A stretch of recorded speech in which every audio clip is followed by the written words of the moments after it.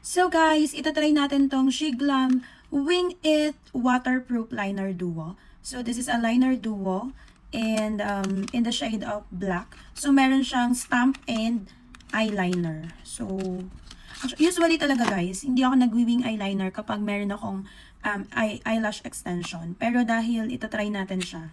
So ito siya guys, ito yung stamp niya. Ito ay para doon sa dulo ng eyelids nyo, para mag-wing siya. And this one is the eyeliner. So, okay, gamitan na natin.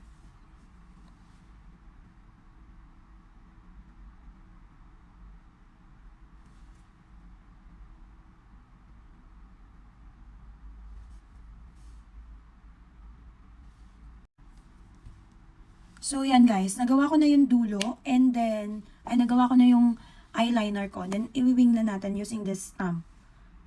Ayan. So, let's go. Lalagay nyo lang yan, ganyan. Then, this one is ganun din. Oh, diba pantay? Pantay yung pagka-wing niya. So, napakadali nito, guys. Oh, diba pantay yung pagka-wing. Ganda. Oh, hindi nyo na kailangang mahirapan na magganon.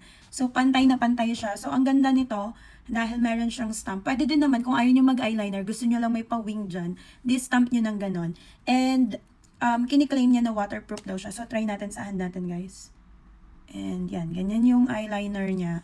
And, ito yung stamp niya. So, yan. Diba? And then, let's just let it dry. And then, itatry natin kung waterproof. Isprayan ko ng water, okay? Or alcohol.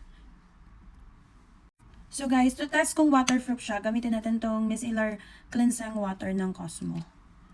Ayan. So, sobrang basa na siya. And wala siyang transfer.